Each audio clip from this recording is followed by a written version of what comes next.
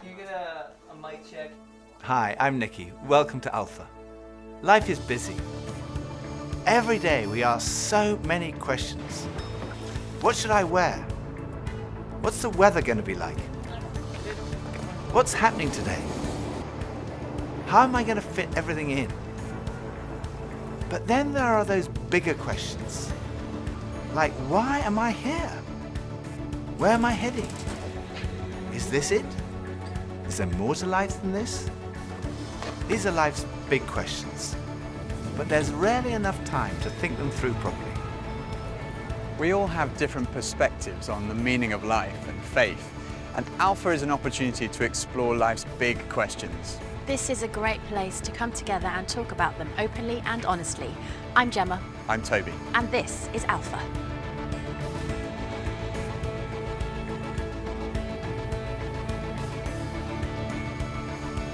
I go on Google. I definitely Google. I go on Wikipedia.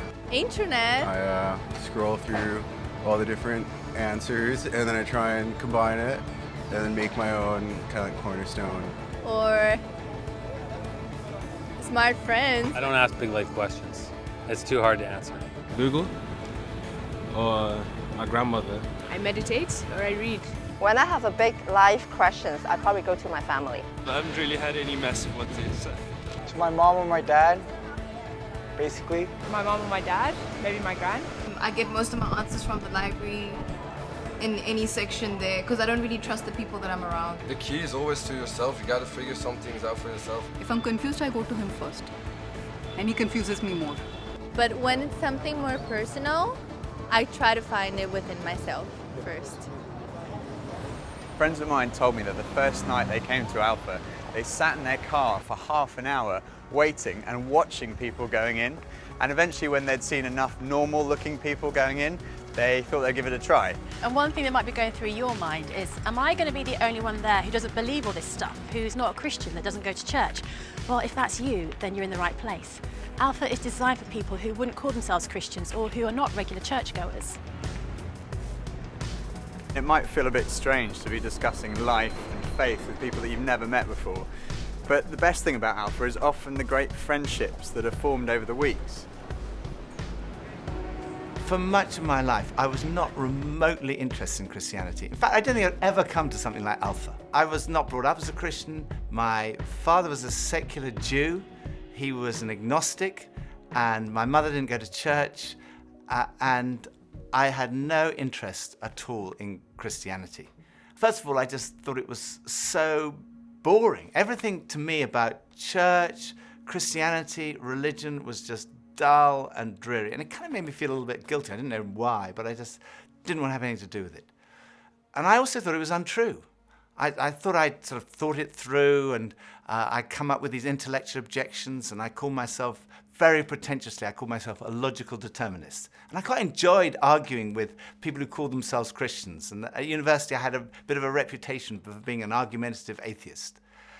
And I also thought it was irrelevant to my life. I couldn't see how someone who'd lived 2,000 years ago, 2,000 miles away, could have any relevance to my life today. It just seemed outdated and irrelevant. But at the same time, looking back now, I would say something was missing. I say that because I don't think I was living in the moment. I was always looking forward to the next thing in life. So when I was at school, I was thinking, when I finish my exams, maybe that will be when I'm going to really start to enjoy life. I finished my exams, and then after about 3 weeks, I started to think there's got to be more to life than this. And I thought, well, maybe when I've left school, that will be what life's all about. And then I left school, and after about 3 weeks, I started to think, there's got to be more to life than this. I thought, well, maybe the answer is to get a girlfriend. And somehow, I don't know how I managed it, but I managed to find a girlfriend. Again, after about 3 weeks, I started to think, there's got to be more to life than this. And basically, there was something missing. I was longing for more. The actor Jim Carrey once said, "I wish everyone could get rich and famous and have everything they've ever dreamed of. so they would know that's not the answer. Some people dream of having their name in lights, of fame and fortune. Some people dream of finding happiness through relationships, careers, money, whatever it may be. But do you ever get that niggly feeling that as good as those things are, there must be more to life? Yeah, all too often life just doesn't turn out the way we think it should. And even when it does and we achieve our wildest dreams, it's somehow never quite enough. It just doesn't satisfy. It's like there's something missing. And Jesus said, I am the bread of life. In other words, I'm the one who fulfills the longing that's deep inside every human heart. Jesus claimed to be the one person who can satisfy that spiritual hunger. Freddie Mercury, the lead singer of the rock group Queen, had amassed a huge fortune and attracted millions of fans. But he admitted in an interview shortly before his death that he was desperately lonely. He said this, "You can have everything in the world and still be the loneliest man, and that's the most bitter type of loneliness. Success has brought me world idolization and millions of pounds, but it's prevented me from having the one thing we all need, a loving, ongoing relationship."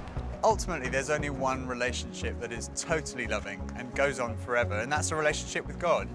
And Jesus said, I am the way to that relationship. Jesus said, I am the way, the truth, and the life.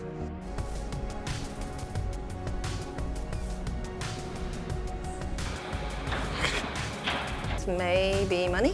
What makes me happy? Music. Music, ice cream, and cheese. Sleep makes me happy. Going to the gym, seeing my friends, going to the pub, playing football. Dogs. Alcohol. Women. Pretty much. The idea of life in general makes me happy. Clothes. Women. More to life than this. Sure. That's a really good question. I don't know, I can't tell you. I think we're supposed to learn a couple of things. There's nothing more. No. Let's live in the moment. Absolutely. I strongly believe that there's more to life than this. No idea. Sorry.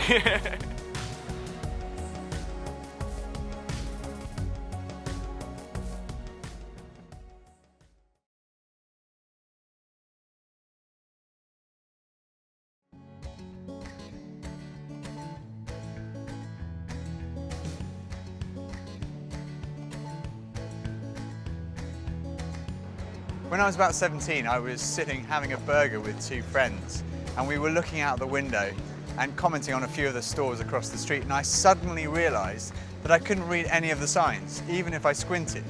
So I asked if I could borrow one of my friend's pair of glasses, and as soon as I put them on, I realized I could see everything, like colors, shapes, words. I was amazed at how everything was so clear. And I could see before, but now I could really see. And to me, that's the best way to describe the difference that Jesus makes. Jesus is the lens through which we see God. And he's also the lens by which we see the world in a totally different way. Jesus said, I am the truth. Some people's response to a Christian might be, well, it's great for you, you found meaning and purpose in your life, but it's not for me. But when you think about it, that's not actually a logical position, because if Christianity is true, it's of vital importance to every one of us. And if it's not true, it's not great for us because it means we're deluded. C.S. Lewis was one of the great intellectual giants of the 20th century, probably best known as the author of the Chronicles of Narnia. He said this, Christianity, if false, is of no importance, and if true, of infinite importance. The only thing it cannot be is moderately important. I come from a family of lawyers, so naturally I wanted to look at the original documents and sources. I never really looked at the evidence before, and I was astonished at how much evidence there is for the life, death, and resurrection of Jesus. For me, it was through reading these documents that we find in the New Testament that I came to the conclusion, it's true. One of the last cases I did as a lawyer was in the Court of Appeal in front of Lord Denning, an absolutely brilliant mind, perhaps the greatest judge of the 20th century. He said on one occasion that his Bible was his most tattered book in his library. He'd examined the evidence really carefully, and he came to the conclusion, it's true. One former professor of history at Oxford University described the resurrection as the best attested fact in history. I hadn't realized how many of the pioneers of modern science were believers. Descartes, Newton, Kepler, Galileo, Locke, Copernicus, Faraday, Kelvin, Pasteur. Francis Collins, one of the greatest scientists of our time, was director of the Human Genome Project, mapping the 3 billion letters in the human DNA, considered by many to be the most significant scientific undertaking of our time. He describes how he encountered Jesus and came to believe in the truth of Christianity. Well, in the home where I grew up, faith was not something that was talked about very much. My father was a professor of drama, my mother a playwright. When I went to college and those discussions in the dorm late at night about religion began to occur, I had no particular reason to attach value to a faith system. It had never been something I was familiar with or had internalized at all. And I assumed that any religious feelings that anyone held must be on the basis of some emotional experience, and I didn't trust those, or on the basis of some childhood indoctrination, which I felt I was fortunate to have missed. I loved the experience of learning about the human body and all of the components of that, and I particularly loved being introduced to genetics. But then I ended up in the medical school curriculum sitting at the bedside of patients with diseases. This was no longer an abstract study of molecules and organ systems. These were real people. And one afternoon, one of my patients, a wonderful elderly woman, much like a grandmother, who had very bad heart disease. She had a particularly bad episode of chest pain while I was with her. She got through it, and at the end of that, explained to me how her faith was the thing that helped her in that situation. She realized that the doctors around her weren't really giving her that much help, but her faith was. And after she finished her own very personal description of that faith, she turned to me, and I had been silent, and she looked at me quizzically, and she said, "What do you believe, doctor?" And ultimately, I had to admit to myself that her question had made me realize that I had arrived at an answer to the most important issue that we humans ever deal with. Is there a God? And I had arrived there without ever really looking at the evidence. And I was supposed to be a scientist. If there's one thing scientists claim they do is to arrive at conclusions based upon evidence. And I hadn't taken the trouble to do that. I was greatly assisted by a pastor who lived down the road, who I went and asked about all this, and who gave me a copy of C.S. Lewis's wonderful book, Mere Christianity. Because here was an Oxford scholar, a prodigiously developed intellect, who had traveled the same path. Within those pages, I realized for the first time that one can come to belief on a rational basis, and that in fact, given the many pointers that one sees around oneself in terms of the universe and it having a beginning, and its fine-tuning in terms of the way in which all those constants that determine the behavior of matter and energy seem to have been set just in a certain very precise range to make life possible. And many other things, including my beloved mathematics and why they actually work anyway to describe the universe, something that makes you think the Creator must have been a mathematician. That brought me then to the person of Jesus Christ as a person who was historically extremely well documented. That was news to me. I thought Christ was as much myth as history, and I realized after reading more about it, this was a historical figure upon which we have a great deal of evidence for his existence and his teachings, and even his rising from the dead in a literal way. That day at my patient's bedside started a journey for me, a journey that I was reluctant to begin, but I felt I needed to, a journey that I thought would result in strengthening my atheism, but to my surprise, resulted in my conversion.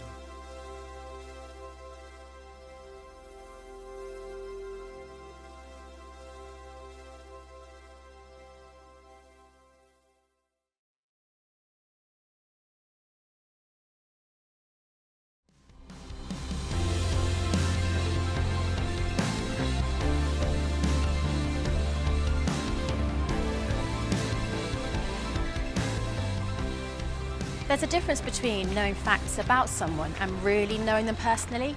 Now, I've known my husband Phil for 3 years now, but suppose if before we met, I found him on a website called The Amazing Man. Now, there's no doubt I would have looked at him and thought, okay, I'm intrigued.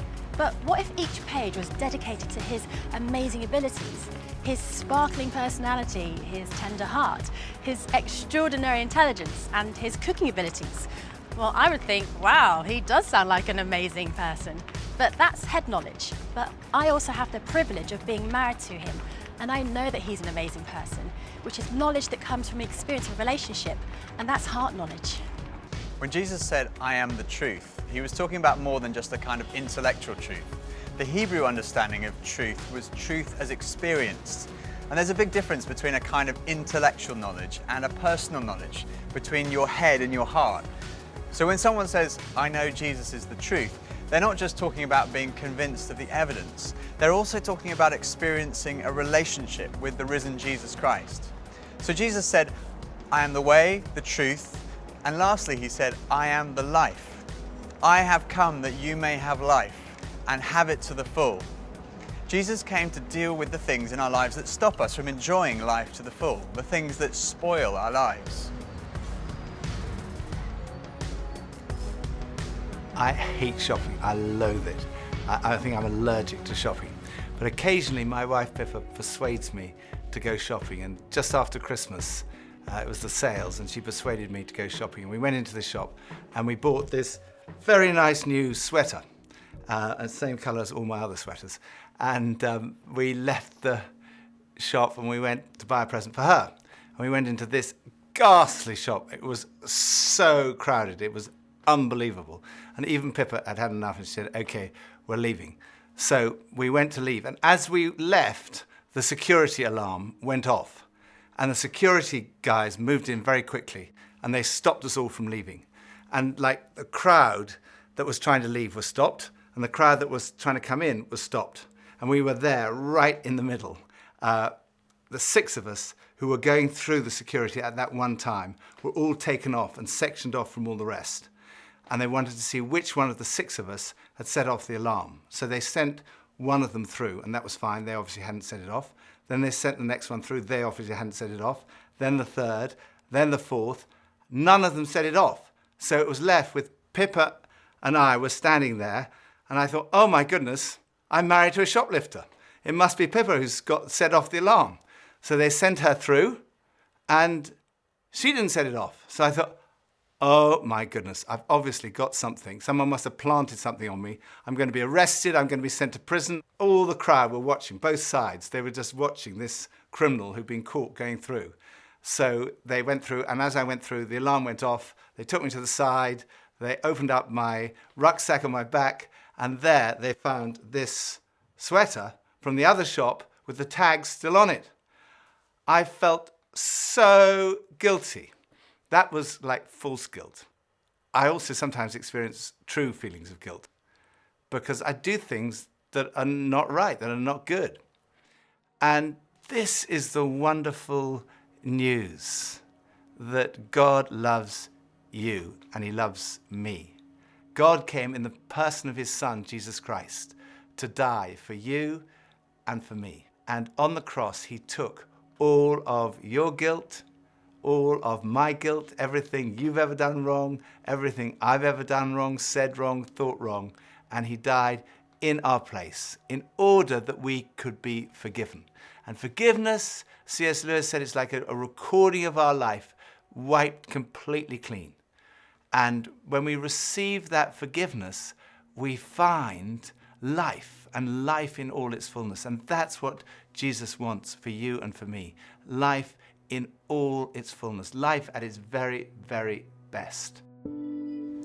I think for so many years, I always just strived to be strong in myself. And it was as if that all I needed was me and my buddies and, we'd be like invincible. But the truth is, none of us are. And I don't want to do this thing called life. I don't want to do it on my own. And it kind of feels like my longing for this light inside is now stronger than my fear of what others might think.